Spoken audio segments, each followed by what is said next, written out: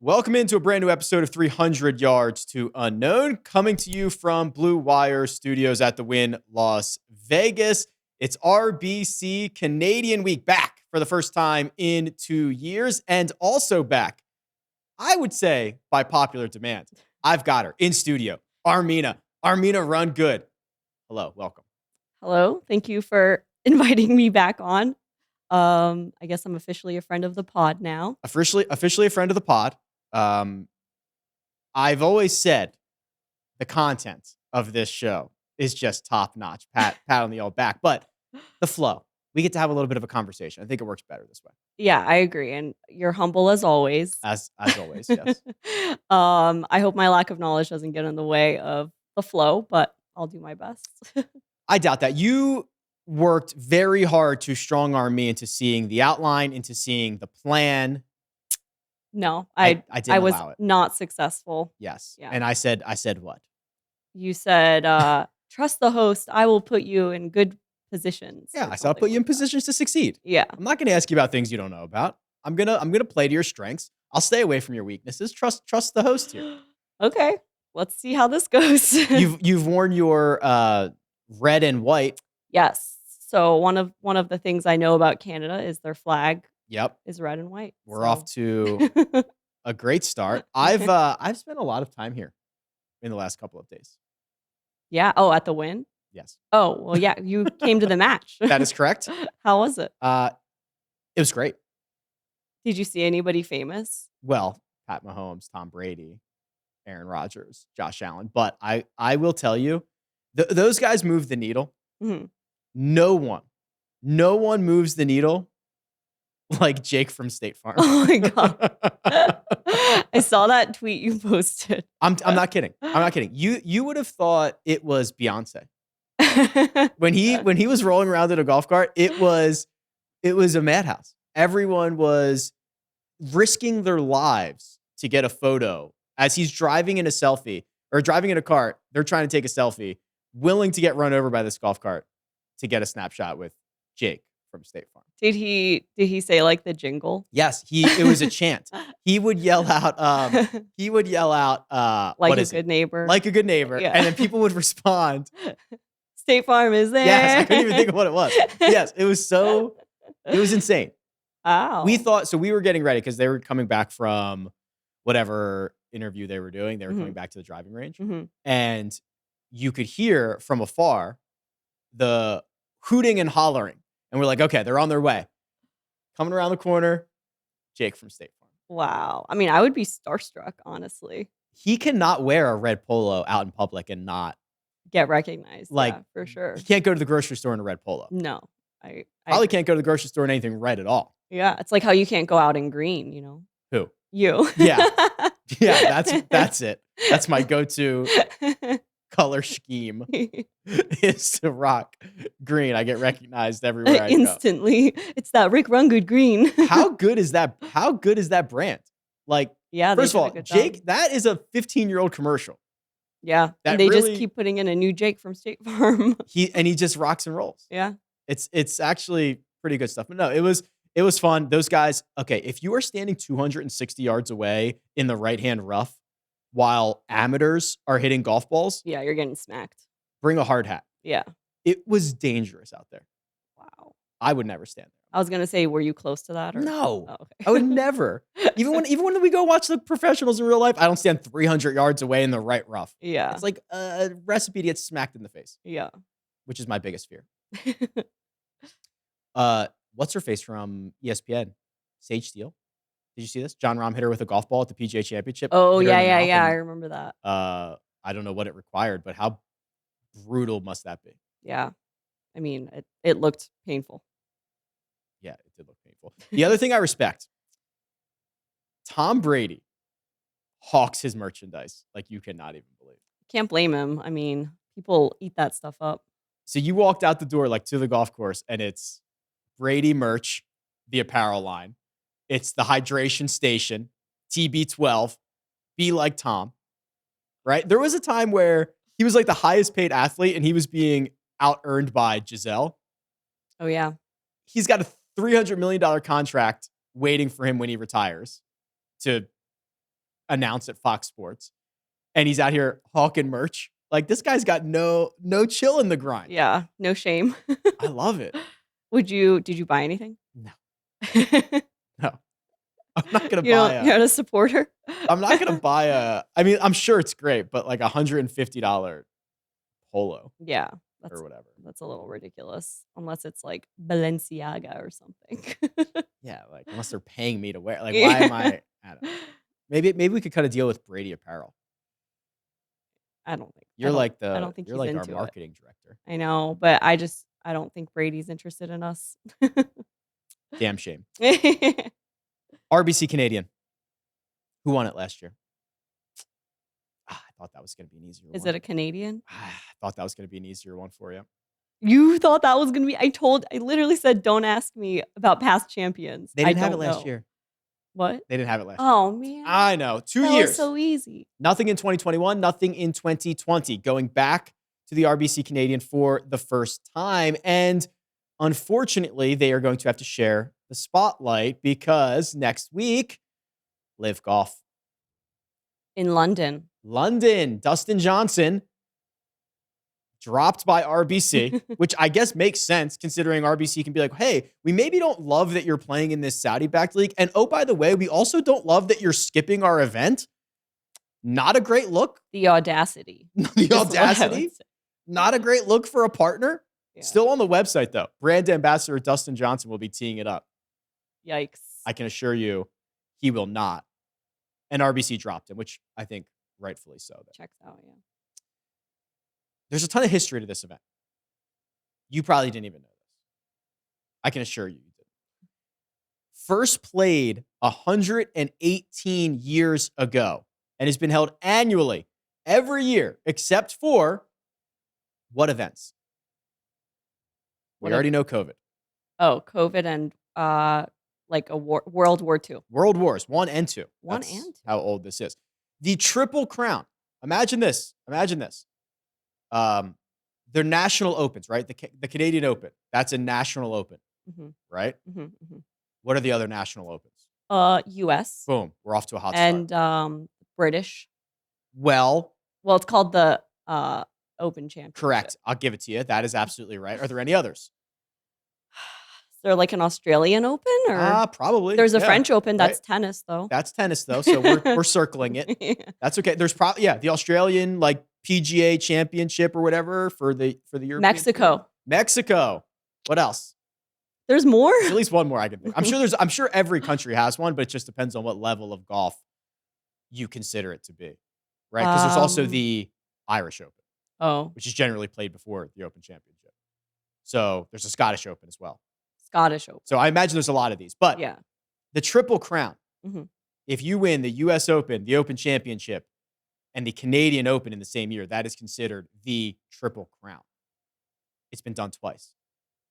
Once by. No. Come on, you answered every trivia question. John Rahm. What? I don't know. The greatest golfer to ever walk the face of the earth. Oh, Tiger Woods. Tiger Woods did it in 2000. Lee Trevino did it in 1971. And what I like about this championship is they move it all over the place. 36 different courses in the championship's history. Hamilton is where we played it in 2019. This year, we're at St. George's, not to be confused with Royal St. George's, where they had the Open Championship last year. Yes. And they will move it to Oakdale in 2023 and 2026. They move it around. It's like a touring, like, hey, let's go check out different parts of the country. Let's make it accessible for guys to get to the U.S. Open because now it's being played the week before the U.S. Open. So they move it all around. It's like a nice little thing they do. I like that. Do they go to like different provinces every time?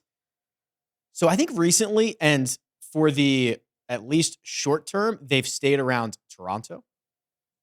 However, a couple of years ago, they had it on the West Coast, I believe. So I think they do move it, but I think they kind of want to stay near Toronto. I don't know that for sure. How many Canadian provinces can you name? I do not like when the turntables have come in this direction. Okay. Ontario. Okay. Good start. British Columbia. Yep. Yellowknife. That's like one of the Are uninhabited you making ones, this up? right? Manitoba. Manitoba. Newfoundland. Did you look this up? I like geography. Okay. Quebec. Yeah. Is that a province or a city? It's a province. But there's also Quebec City. Sure. Okay. Montreal is just a city. That is not a province. No. You're missing like a huge one. The one that Calgary is in. Alberta. Okay, those are all the ones I know. Oh, I know one more. Saskatchewan. Saskatchewan. Yeah. Okay, don't look it up right now. Let's keep going. Well, we're already off the rails. We might as well keep going here. Alberta, British Columbia, Manitoba. Did I say You already Manitoba? said that. Okay. New Brunswick, Newfoundland. Yeah. Is there like a prince something or like a king Yes. something? Prince Edward Island. Yes. Labrador, Nova Scotia, Nova Scotia. Ontario, Quebec, Saskatchewan. I feel like we did pretty well.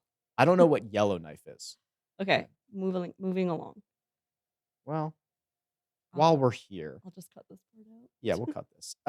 It is a capital city, the capital city of the Northwest Territories. There you go. That's pretty good. Leading into Brookline. So the week before a major championship, always a bit, what kind of field are we going to get? Week after a major championship, what kind of field are we going to get? Shaping up to be a decent field. JT, Roy McIlroy, we'll talk about those guys in a second. Brookline. That's in 2 weeks. where? Oh, Brookline in Boston. There we go. And But we'll be it's there. in Brookline, technically. You're taking a vacation. I'm working. Yes, that's right. Like you literally have things planned every single night that do not involve me. I sure do. Yeah. Roy McIlroy, 2019, technically the defending champion. Tough to defend like 3 years later. 22 under par, won by 7 shots at Hamilton. He was 10-1. DJ, not going to be a great week for old RBC. Won it in 2018 by 3 shots at Glen Abbey. They played at Glen Abbey a lot. Johnny Vegas won it back-to-back in 2017 and 2016. That is, I could have given you a million guesses. You never would have got to back-to-back champion Johnny Vegas. No, I wouldn't. Yeah. Jason Day, back when he was prime day, won it in 2015. All of those at Glen Abbey, except for Rory McIlroy's year. Rory's back to defend. JT's in the field. Cam Smith, Scotty Scheffler, HV3. My heart still hurts from that one. I think his heart still hurts. Yeah. That's tough. Tough little meltdown to go from in the lead to T27. Yeah. Not great. Tough for the pocket, too. Ugh. Matt Fitzpatrick, Tony Finau, Corey Connors, and then I put ... all the Canadians. Hadwin, Gligic. Lowry, is he Canadian? Wow. No. Oh, but sorry. he's Irish. Oh. Good try. Good. He might be there. I don't know. He might be there. All the Canadians will be there, and we're headed to St. George's Golf and Country Club for the 6th time. The last time we went to St. George's, it was 2010. Before that, 1968. Pretty big gap. So if we go from 68 to 2010 to 2021, that tells me we're not going to have a lot of great data. Yes, that's right. But I like that you're confirming that we do not have a lot of great data. it just makes sense. Yeah. It does make sense. The golf course, however, a Stanley Thompson design, I believe will look great on television. It is, there's a lot of great visuals. It's a par 70, a hair over 7,000 yards, which is not particularly long. The defense is going to have to come in other areas. And how about this unique little scorecard? Par 70. Par 70. Okay, so you'd say, Rick, obviously there's 2 less par 5s. 2 fewer, yes. Okay. Fewer and less I have an issue with, and further and farther I also have an issue with. Those are the only 2 grammatical. I don't think further and farther is as big of a deal as less and fewer. At least to me. Fewer being a number. That's right. Less being a comparison. Pardon? A comparison. Give us an example. I ate less than you did. Ooh. Right? But I ate 2 bananas fewer bananas than you. Yes. Okay. I'll work on that. No. Didn't think you were going to get a lesson in Grammatics. We're invoking the to unknown aspect of the show. That's the dirty little secret. We can literally talk about anything. It's in the name of the pod. Talk about anything you want. 3 par 5s instead of 2. All of them 560 yards or shorter. I'll just avoid that situation altogether. Which are gettable. But to counteract that, 3 par 5s. That's a unique setup. 3 5s, 5 3s. 4 of the 3s are over 200 yards. So we're back to that long par 3 type narrative. One of them super gettable. One of them's like 147 yards. But obviously they'll move those around. And when you see the visuals, you'll see a lot of green. You'll see a lot of trees out there. I wouldn't necessarily call it tree lined because if you miss the fairway, you're not necessarily in the trees. There's a buffer zone of some rough there. So you can be a little bit wayward, but you don't want to be too far wayward. So probably accuracy is important here. No? Accuracy would be nice. I don't think it's going to be critical. I'm mostly speculating. I mean, we have got no data. Well, it's probably going to be more important than driving distance, right? Distance is always important. Okay. But you're right. I mean, it's only 7,000 yards. A lot of it gets eaten up on the par 3s. I think some shorter hitters are going to have a chance. Mm-hmm. We'll see. What they will not have a chance with is if they are poor bunker players, because these greens are very well protected with bunkers. In fact, there is a quote that when Stanley Thompson, I suppose, and someone can correct me here, original design, then came back and made some updates. Wanted to make sure that, quote, every miss was objectionable. I'm going to work that into my everyday vocab. I like that. Oh, it's so objectionable. So he will penalize you if you're missing specifically greens. There will be bunkers everywhere. There's a lot of kind of subtle elevations, undulations. I think it's going to be great. So do you, I imagine. I mean, I cannot wait to take a nap on the couch while it's on TV. That works as well.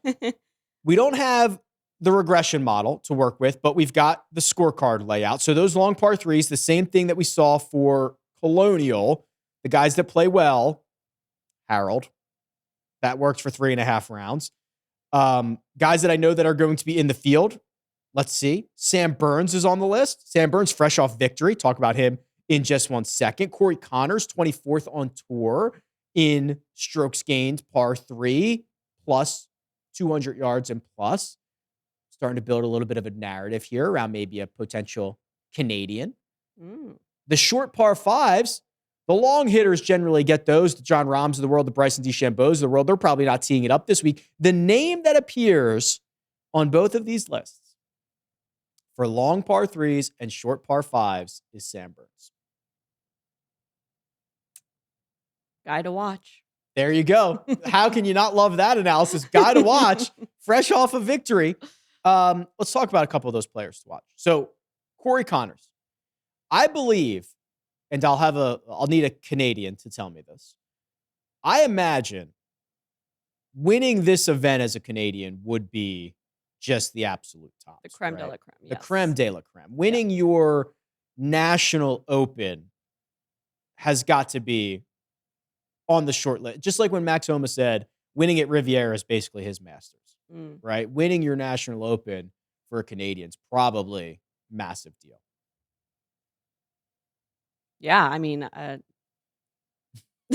yeah, it is. Sounds like it would be. I was trying to find out the last Canadian to win it. Wow. If this is correct, it's been a while.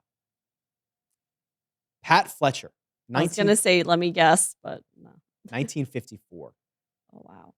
Who's the last Canadian to win it? Is that right? It's got to be right.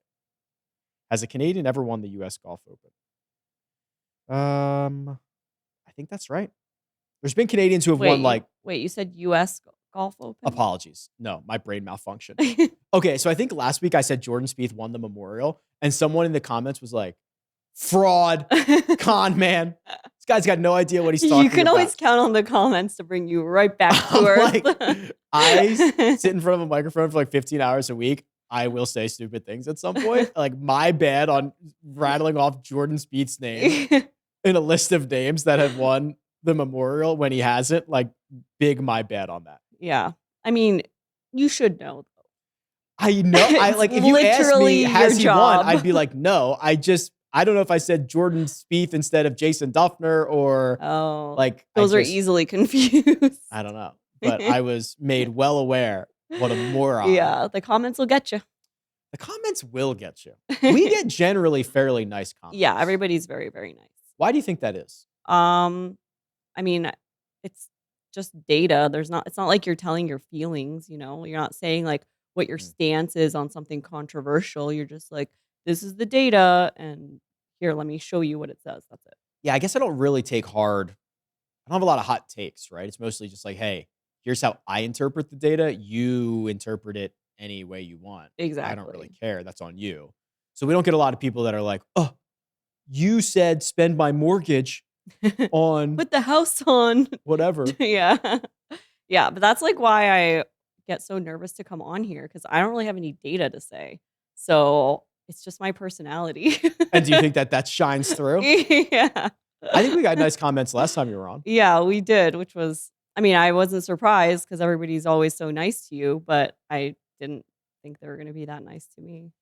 I think if it wasn't golf, I've noticed like I think the fantasy football community seems to be a bit more toxic than the golf community does. That is a take that the comments will come for you about. Oh, the fantasy football people will, yeah, you will can't not say like that. You can't say that. I think it's true though. And I think it's just a bigger community too. I think it's a bigger community. And I also think that people who are in that community are more like, I've played fantasy football for 25 years. I know more than you, so-called expert. True. Also, golf is a gentleman's game. It's a gentleman's game. It's a country club sport. Yeah. How could you not be a gentleman? Yeah. That's true. Okay. Well, we'll see how the comments are. Not that football people aren't gentlemen. Oh boy. Don't come for me. Oh boy. They've got their what are those called? Pitchforks. Oh, pitchforks. Corey Connors, looking to apparently become the first Canadian to win the Canadian Open since 1954, has not lost strokes off the tee since the 2021 Genesis Invitational, 33 events ago. 33 in a row. The gold standard for this stat, gaining strokes off the tee consecutively. The gold standard is Jon Rahm, who is currently in the midst of a 44 tournament stretch. Wow. So Corey Connors isn't that far behind. That is correct. 33 to 44, and there's not a lot of guys that break through like 10. So they're constantly gaining strokes off the tee. And Corey Connors, well-known ball striker, which Armina must mean that the worst part of his game is well, if he's a well-known ball striker, yes, then that means the worst part of his game is his. Which direction are we going in? Short game? Yeah. Okay. Putter. Yeah. Short game or putter. Yeah. Putter. That was, yeah, exactly. He's not as bad as you think he is. And you just told me how horrible you think he is with the putter. I didn't say that. His 100 round baseline is 0.01 with the putter. He is a tour average putter for 100 rounds. 100 rounds is basically a year. 100 rounds is basically like, that's what this guy currently is. You could look at 1,000 rounds, but you'd see Jason Day is the best player in the world. Justin Rose, the best player in the world. Sergio Garcia is the best ball striker in the world. 1,000's way too much. 100 for me, 50 or 100, I like 100, is what a golfer is now. And most things tend to get back to the rolling 100 round baseline. So I like using that as a sample size. In over 100 rounds, he's a tour average putter. He's having the best putting season of his career. So he's making improvements to get into that 100 rounds. Here's a problem, and I want to know if this bothers you. He's missed the cut in 5 of his last 6 Canadian Opens, and he finished 80th in the one that he actually made the cut. You think it's too much pressure? Yeah, it could be like the hometown, scaries. The hometown curse. The hometown curse. It's scaries. I don't know. The hometown jitters. The hometown jitters. Yeah, maybe it is. Although I would argue the vast majority of those came at Glen Abbey. Maybe that wasn't a great setup for him. Missed the cut at Hamilton, but now we're going to a new golf course. Maybe it's a clean slate for old Corey Connors. I'd argue he's better now, way better now than he ever was in any of these other Canadian Opens. So maybe we cut him some slack this time. Could be a player to watch. Could be a player to watch. We are in the player to watch section of the show. The other players to watch, Sam Burns, fresh off victory. Is that going to stop him? No. Well, sorry. I said no. No. Only golfer on both of those lists who gains on par threes and par fives. The longer par threes, the shorter par fives. Also, there's something interesting about Sam Burns' personality. Not detriment. Temperament. Uh-huh. Pretty even keel guy. Came on the First Cut podcast a couple months ago, and he described that being kind of one of his skill sets. He never gets too high, never gets too low. He borders on boring sometimes because he's just like, whatever. But, you can get the personality out of him. Are you distracted by the window? I know. There's a lot of people. Yeah, there's a lot of people. Hi, there you go. Okay, people walking by. He has actually had a runner-up victory after a win last year. He generally plays well after a win because I think that temperament is actually a skill set of his. Yeah, doesn't get in the way. He keeps us cool. Yeah. Good for him. He's out there playing golf. I could take a page out of his book. Do you think you don't stay even keel? No. I'm always either really up or roll down. Are you going to flip this table and rage at any point? No, not that kind of down. Oh, okay. Even keel Sam Burns seems to check off all the boxes, obviously playing well. 3 wins already this year. If he wins the Canadian Open, see, here's the problem. Scotty's wins are just so good. Mm-hmm. He could win. What if he won the Canadian Open, the Travelers, the John Deere? Even if he's got 7 wins, Scotty's 4 are just so much better. Yeah, I don't know. Are you talking about for FedEx or Sure. the money list? Sure. Player of the year is basically what I was getting. Yeah, no, I don't think. I mean, I'm no professional handicapper. You don't get a vote. You don't get a vote on the player of the year. Who does get a vote? I'll just call up Jay again. Oh, Big J. Who does get a vote on player of the year? Media or no? They vote themselves. The players vote. I'm pretty sure it's how. It's like a democracy. Yeah. So I think if you make 10 starts, you get a vote. It's a players run league. Wow, that's great. Although the players don't seem to think it's a players run league. That's kind of the argument around the LIV Golf stuff. Yeah. They want more freedoms, money. I think it's both of those things. Definitely. Yeah. Money. The Dustin Johnson offer, reportedly, $125 million. Listen, that's outrageous. Yeah. He's made 80 in his career over 20 years, and he's had a Hall of Fame career. They're going to double that and hand it to him day one. I'm not surprised he went for it. I have a question. If he just plays one event, he's still going to get that.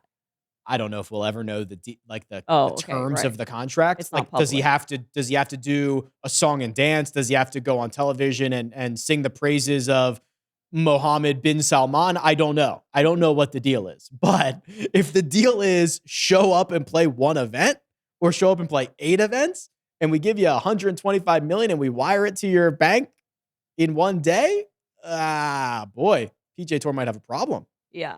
And I imagine that's tough to turn down. That is okay. So imagine $125 million, that's insane money anyway. But if you took all the money you've earned, 20 years worth of your salary, doubled it, and then someone gave you that amount in one day, you'd be like, holy crap. Yeah. If you make $50,000 a year, 20 years on the spot math, $1 million, right? 50 times 20. $1 million. Yeah. Make it $2 million. And now I give that to you in one day. So you make $50,000 a year. I give you $2 million in one day. Wow. I would. There's a lot of stuff. I don't know if I would say I would join that tour, but I would do a lot. I mean, I guess the argument against it is he already has $80 million, probably way more than that with endorsements and stuff, right? At what point is another 100 million, but I think we've figured out we're not It's at that never point enough. yet. He's Yeah. not at that point yet. Yeah. Yeah. It's outrageous. One day I want to be at that point. Be like, I've made enough money. Crazy stuff. Mhm. Matt Fitzpatrick. Matty Fitzpatty, as some could call him. Fitzy. Fitzy boy. Mhm. Yeah, lots of good nicknames. Also part of that Netflix doc. Oh, we haven't talked about that for a long Yeah, time. so low key, all the great stuff that's been going on is being Netflix docked. Do you think it's like just behind the scenes, the Netflix guys are just throwing all of this random drama out with the LIV Golf stuff just for the documentary? No, but I think that they are laughing Yeah. all the way to the bank on this one. Were they at the match? Did you see any like Netflix? You know what? It's hard to cameras? tell like who's who. There's just Mm. like cameras out there. Yeah. You notice it more on PGA Tour events because they have those big like super state like crazy stuff. Mm. But it's not like they wear hats that say, "Hey, I'm with Netflix. Netflix." Yeah. So it's really hard to tell. But I pulled up the list of guys that were confirmed for this documentary. Dustin Johnson. So have they been behind the scenes? Like when Dustin's having meetings about this, is Netflix there? You think it's that like involved behind Yes. the scenes? Dude. So I thought it just means he's gonna do like a talking head. no. The F1 series, they go to their houses all across they spend weeks with them. That's like the whole thing. And then they just like, 10% of it is like, here's the event for that week. Wow, I cannot wait. When is this coming out? I don't know. Hold on, there's more. Ian Poulter is on the list. He's going. Yeah. I think those are the only. Oh, Sergio is on the list. I imagine this thing's going to play a huge role in it. Yeah. I cannot wait. This is the most I've been excited for anything related to golf. That's not true. The Giggly Squad girls. Oh yeah. We're talking about golf on their podcast. That's right. They're now a golf podcast. They are now a golf podcast. Mhm. Which we will have to sue them. We will see them in court Yes. because they are See you infringing. in small claims court. They are infringing on what we're doing here. Matt Fitzpatrick's gained strokes across the board in 5 of his last 9. Gaining strokes across the board is a very difficult thing to do. It's a very difficult thing to do consistently. It's a very difficult thing to then kind of turn into really good results, which is what he's doing because he's got top 10s in all of those. It would also be classic for him to win, but not in the US, right? So we always have these like, oh, well, Tony Finau hasn't won since Puerto Rico, or Victor doesn't win on American soil, or blah, blah, blah, or in a non-tropical event. Mm-hmm. Fitzpatrick has 7 wins, but they're all on the European Tour. Doesn't have a PGA Tour win. Would get one, but it would be in Canada. So people would be like, oh, vintage Matt Fitzpatrick. Yeah. Here. Last 50 rounds, Matt Fitzpatrick has more strokes gained than Xander Schauffele, Cam Young, Will Zalatoris, Victor Hovland, Colin Morikawa, etc., etc., etc.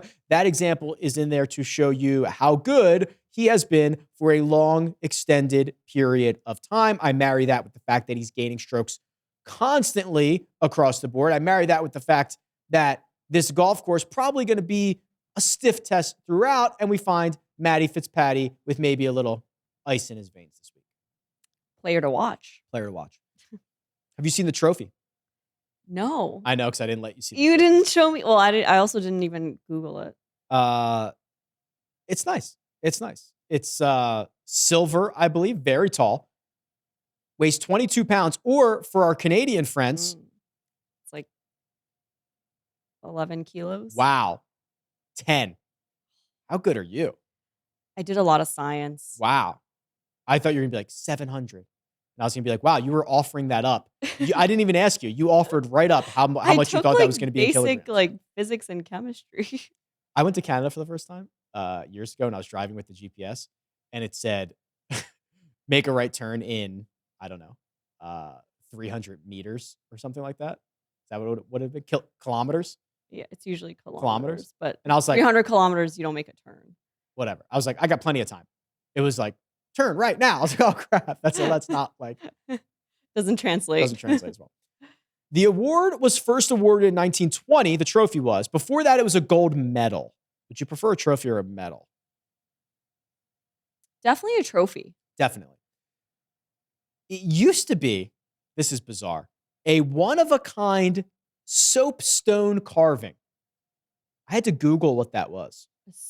Oh, like a mineral? Sure. Okay. It, What it, of it, what? it was bizarre. I don't know. I don't even have the vocabulary to describe. What is it now? A maple leaf? That is such a stereotype. It's on their flag. That is a drive-by for our Canadian friends. No, What it's not. It's on their do you open up the flag. cup and pour maple syrup out of it? What else would you like to Oh, that would generalize be so our cool. friends to the north It's a with? Tim Hortons cup. Oh no. So no, it does have a maple leaf on it though.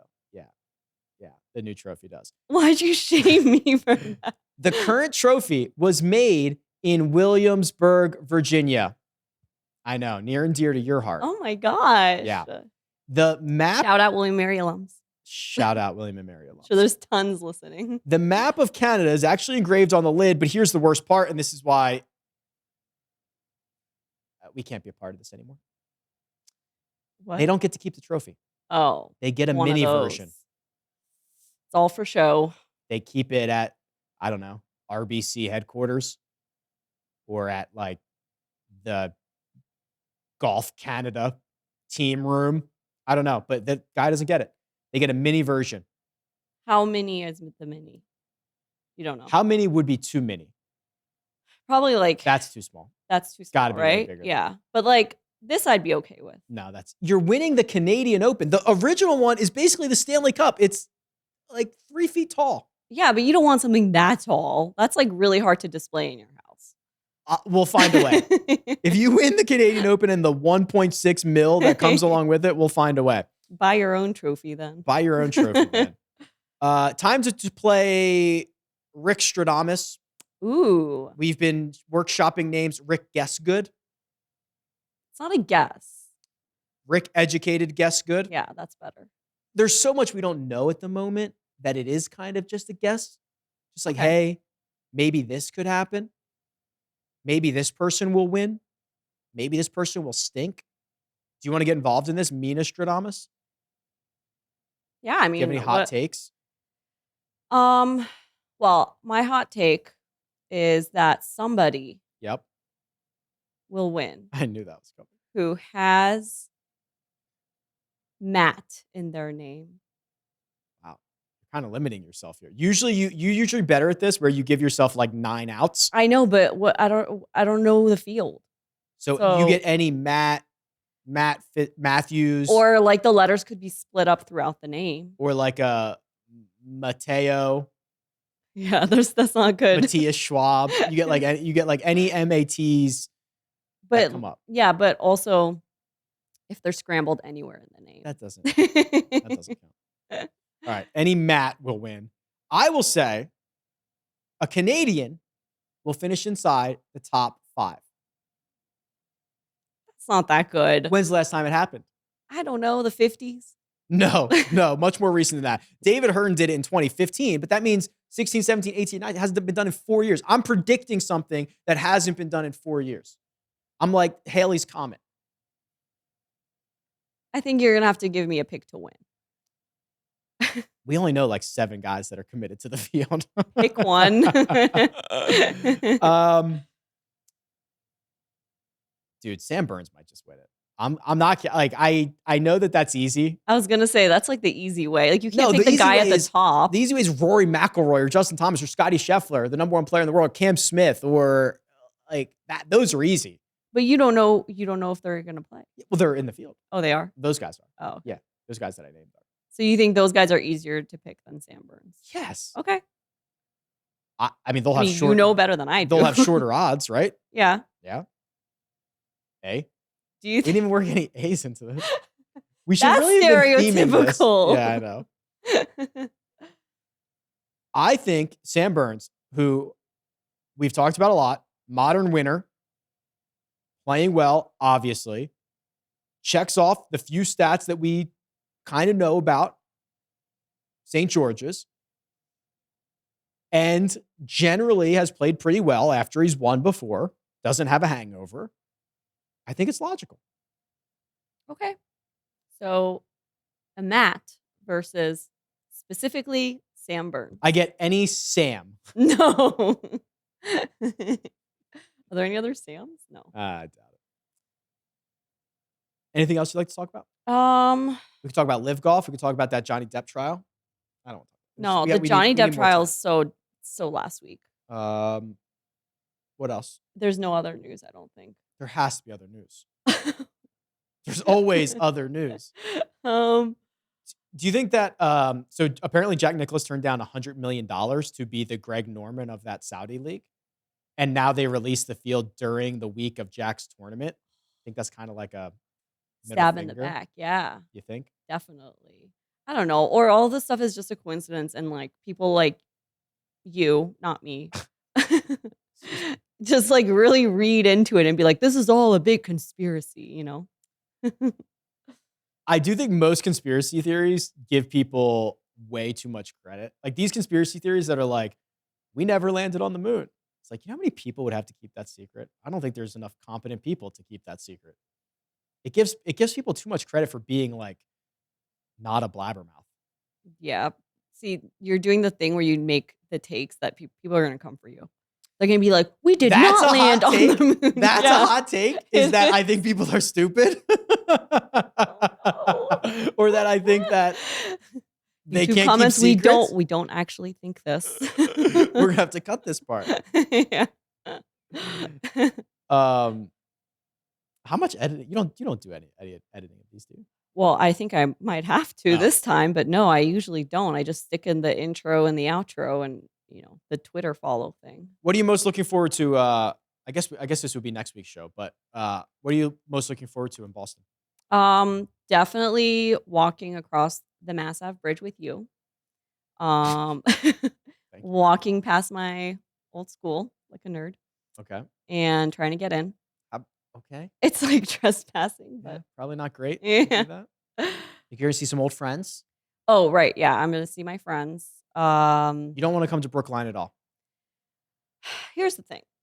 I don't love crowds, and I know it's going to be crowded. Definitely going to be crowded. And I can't really see anything anyway. Like, where am I going to be standing? It's going to be so far. Do I have to wear my contacts? Like, it's just a whole thing. You are definitely not going to be able to see anything. Yeah. So I'd rather just like go to the bar with Sadie, you know. Have we checked the weather? No. Let's wait till it gets... Are we concerned it's going to be like 95 and humid? No, just wait till it gets closer because it's just going to be inaccurate if you check right now. And then you're going to be all crazy with your lineups and just wait until it's closer. Oh, you worked it back to lineups. I'm excited. What are you most excited for? One, just being there. Two... Is this your first U.S. Open? No. Well, it's my first U.S. Open with a credential. Ooh, fancy. I was at the U.S. Open. I went for Thursday at Torrey. Mm-hmm. Remember, I flew down for it. That's right. Saw Kyle and a lot of other people, actually. Mm-hmm. So that was fun. But now, credentialed life. Who knows what could happen? Anything could happen. Sky's the limit. Literally anything. I could be in the media center. You could be in the cart with Tiger. I doubt that. Anything could happen except that. But no, it'll be good. Brookline is, it's called the Country Club. Francis Ouimet. We're gonna have to watch the greatest game ever played before we go. What is that about? What is that about? That is a golf movie with the kid from not Malcolm in the Middle, Even Stevens. Oh, what's the main guy's name? Shia LaBeouf. Oh, I was thinking Frankie Moon. No, You're right. Shia LaBeouf is the guy. Yeah, but he's from Even Stevens. Frankie's from Malcolm in the Middle. Okay. I don't know which one it is. I think it's Shia LaBeouf. I'm pretty sure it's him. He plays Francis Ouimet. He's an amateur who wins the U.S. Open. Is this based on a true story? Yeah. Oh, wow. Yeah, it is. Cool. Darn tootin'. You should definitely watch this. No, you should definitely watch it. Okay. You want me to do the outro? Whoa, are you trying to get out of here? Do you even know what time? Have you been keeping track of the timing? Do you even know if it's time to go? No, have you been keeping track? Yeah, you can do the outro if you want. Okay. No, why don't you just do it? I did it last time. Next week, we'll be back. If you like this, let us know. If you don't, keep it to yourself. No, I'm just kidding. You can also let us know that as well. You can follow Armina on Twitter. She's available at Armina Run Good. You can follow me, obviously, at Rick Run Good. This has been a brand new episode of 300 Yards to Unknown. Catch you next time.